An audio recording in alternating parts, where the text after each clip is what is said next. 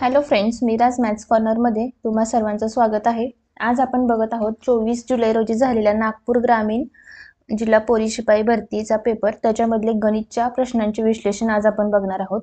तर बघूयात प्रश्न कशा प्रकारचे आलेले होते। एक व्यक्ती 62.4 किलोमीटर प्रति तास वेगाने गाडी चालवतो, तर तो 10 मिनिटात किती अंतर पार करतो। इथे वेग कशामध्ये दिले तुम्हाला, किलोमीटर प्रति तास मध्ये दिले आणि वेळ मिनिटात दिली, म्हणजे तुम्हाला याला काय करावं लागेल, किलोमीटर प्रति तासाचं मीटर प्रति सेकंद मध्ये कन्वर्जन करावं लागेल। ठीक आहे, म्हणजे जर तुम्ही इथे कन्वर्जन केलं तर बघा 62.4 ला जर तुम्ही 5/18 ने गुणलं तर तुमचं काय येईल, मीटर प्रति सेकंद हा तुमचा वेग येईल। पण तुम्हाला अंतर काढायचं आहे, तुम्हाला वेळ किती दिली आहे, इथं 10 मिनिट दिली, 10 मिनिटाला पुन्हा सेकंदामध्ये कन्वर्जन करा, म्हणजे हे किती येतील, 600 सेकंद येतील। ठीक आहे, मग आता तुम्हाला काय करायचं आहे, किती अंतर पार करतो हे विचारलंय। अंतराचं सूत्र काय आहे, अंतर बरोबर वेग गुणिले वेळ। वेग किती आहे, 62.4 गुणिले 5/18 हा झाला वेग, गुणिले वेळ किती आहे, 600 सेकंद। ठीक आहे, मग आता ह्याला भाग घालवा, 6×3=18, 600, नंतर इथं बघा 3×1=3, 3×2=6, 0 आणि 3×8=24। मग ह्या सगळ्यांचा जर गुणाकार केला तर 8×5=40, 4, 5×2=10 आणि हे वरचे 2 शून्य, टोटल किती डेसिमल पॉइंट आहेत, 1, म्हणजेच 10,400 मीटर एवढं अंतर काय करतो तो 10 मिनिटांमध्ये पार करतो। ठीक आहे, नेक्स्ट बघा, ए बी सी चे गुणोत्तर 2:5:4 आहेत, बी चे वय हे 20 वर्ष असेल तर ए व सी चे वय किती। आता बघा इथं ए बी आणि सी यांचं गुणोत्तर किती आहे, 2:5:4। आता बी चं वय दिलेलं आहे तुम्हाला, बी चं किती आहे, इथं 20 वर्ष आहे। ठीक आहे, 20 वर्ष आहे, तर म्हणजे 5 ला किती न गुणल्यानंतर 20 आलं 4 न, त्याचप्रमाणे ह्या सगळ्यांना पण तुम्ही 4 न गुणू शकता। 4×2 इथं आले 8 आणि 4×4 16, म्हणजे हे सगळे प्रमाणात आले, म्हणजे ए आहे 8 आणि सी आहे 16। ए व सी चं किती असणार आहे, 8,16 वर्ष हे त्यांचं वय असणार आहे।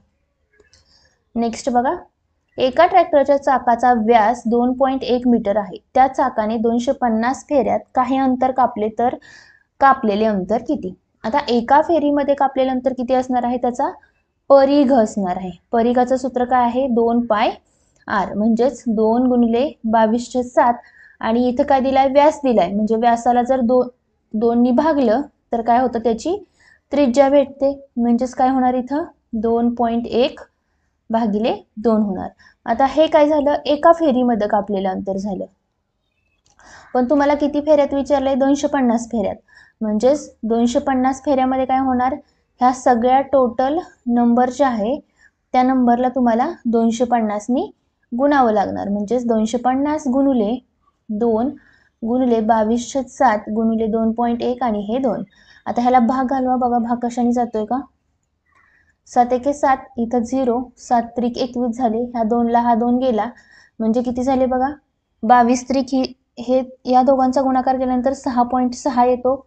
आता बघा 250 ने 6.6 ला जर गुणलं तर हा 0 आहे असा लिहून घ्या, 25×1=150, 150 पुन्हा 150, इथं 5, 6 आणि 1, 165 आणि डेसिमल पॉइंट किती आहेत, एवढे आहेत, म्हणजे हे काय झालं, मीटर झालं, 1650 मीटर एवढं अंतर कापतो। पण आपल्याला मीटर मध्ये उत्तर आहे का, नाहीये, किलोमीटर मध्ये कन्वर्जन करावं लागेल, म्हणजे ह्याला काय करावं लागेल, 1000 ने भागावं लागेल, म्हणजे 1.65 किलोमीटर एवढं अंतर कापलेलं असेल।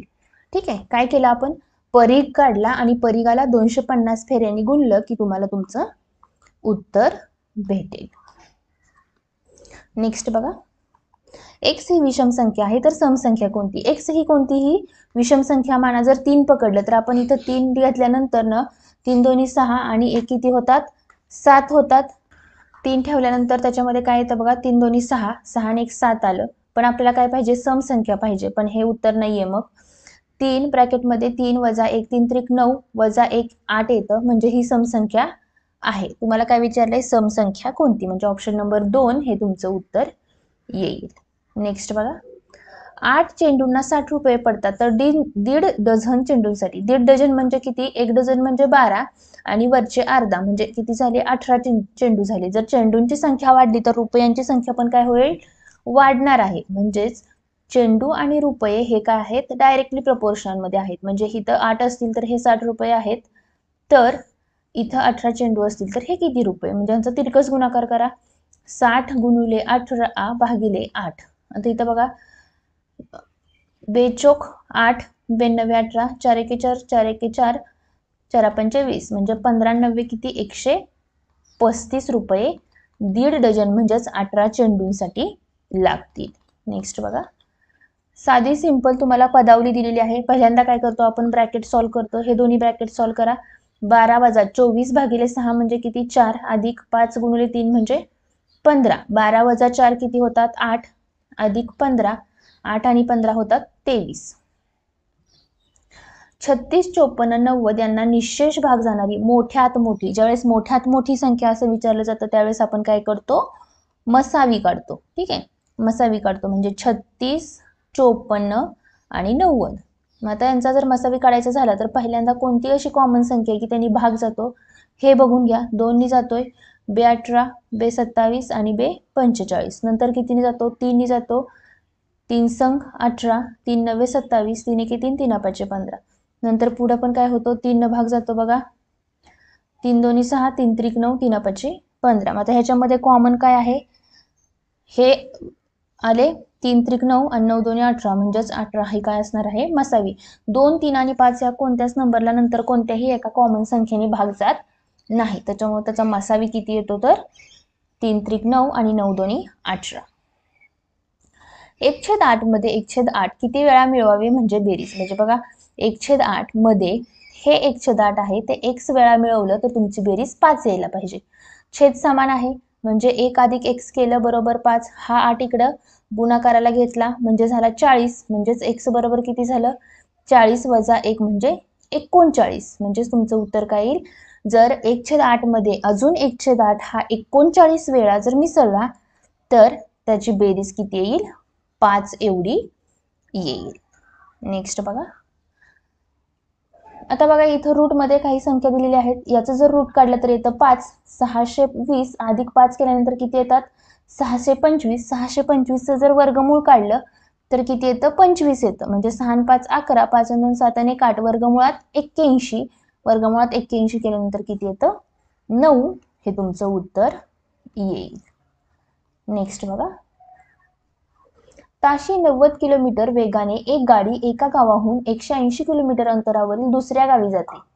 45 किलोमीटर वेगाने परत येते, तर त्या गाडीचा सरासरी वेग किती, सरासरी ताशी वेग किती. पहिला वेग किती आहे 90 आणि दुसरा वेग किती आहे 45. अंतर काय आहे, समान आहे. त्यावेळेस आपल्याला सूत्र काय आहे, 2 गुणिले जातानाचा वेग गुणिले येतानाचा वेग भागिले जातानाचा वेग अधिक येतानाचा वेग, म्हणजेच 90 गुणिले 45 भागिले 90 अधिक 45. म्हणजे जर इथं भाग घातला तर बघा किती येतो, 2 गुणिले 90 गुणिले 45 भागिले 90 अधिक 45 म्हणजे किती होतात, तिथं 5 9 4 13, 135 होतात. आता ह्याला तुम्हाला भाग घालवावा लागेल. 5 2 10, 5 7 35, 5 9 45, 9 1 9, 9 3 27, इथं 30 येतात. म्हणजे 30 गुणिले 2 केल्यानंतर 60 किलोमीटर एवढा काय असणार आहे त्याचा ताशी सरासरी वेग असणार आहे.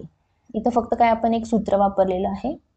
नेक्स्ट बघा, ताशी 40 किलोमीटर वेगाने जाणाऱ्या मोटारने 9 तास प्रवास करण्याऐवजी 45 किलोमीटर वेगाने जाणाऱ्या मोटारने तोच प्रवास केला.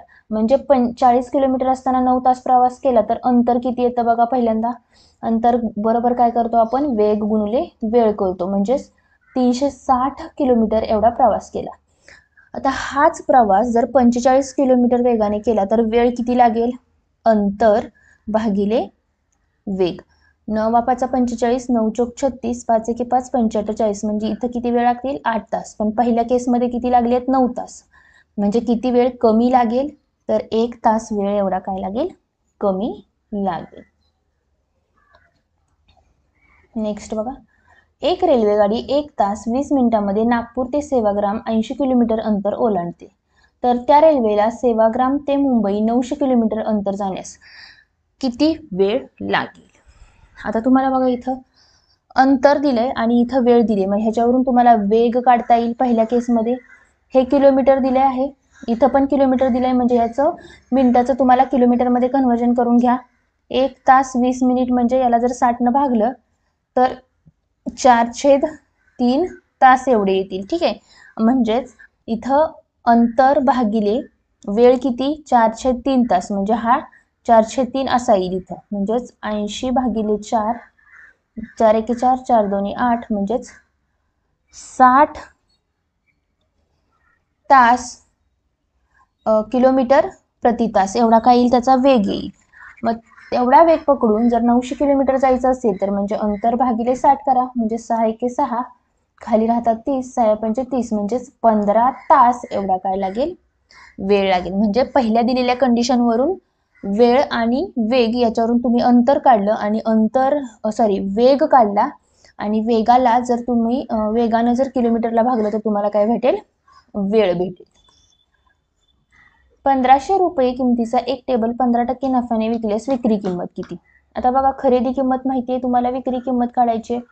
जर 100 रुपयाचा असेल तर 15% नफ्याने म्हणजे 115ला विकतो, तर 1500 रुपये किमतीचा किती रुपयाला विकेल. ह्या 2 शून्यला हे 2 शून्य गेले म्हणजे फक्त तुम्हाला 115 गुणिले 15 करायचं आहे. 15 5 75, इथं राहिले 7, 15 आणि 7 22, 2 15 आणि 2 17 म्हणजे 1725 रुपये ही त्या टेबलाची विक्री किंमत असेल. नेक्स्ट बघा, एका कपाटातील एकूण पुस्तकाच्या 3/7 भाग इंग्रजीची पुस्तके आहेत. इंग्रजीची पुस्तके किती आहेत 3/7 भाग आहेत. उरलेली सर्व पुस्तके मराठीची आहेत म्हणजेच मराठीची पुस्तके किती असणार आहेत 4/7. जर मराठीची पुस्तके इंग्रजीच्या पुस्तकापेक्षा 35 ने जास्त आहेत म्हणजे ह्या दोघांमधला जर फरक काढला 4/7x वजा 3/7x बरोबर किती आहे 35 आहे. जर यांची वजाबाकी केली किती येते 1/7.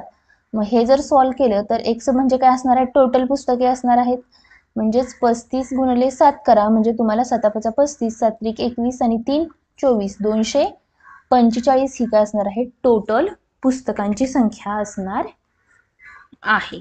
ठीक आहे, म्हणजे काय केलं आपल्याला जे पार्ट दिलेले आहेत त्याचा डिफरन्स दिलेला आहे म्हणजे इंग्रजी आणि मराठीच्या पुस्तकांमधला फरक दिलेला आहे त्याचाच वापर करून आपल्याला त्याचं उत्तर भेटेल. एका नावाड्यास नदीच्या प्रवाहाच्या दिशेने 30 किलोमीटर अंतर नाव हाकण्यास 3 तास लागतात.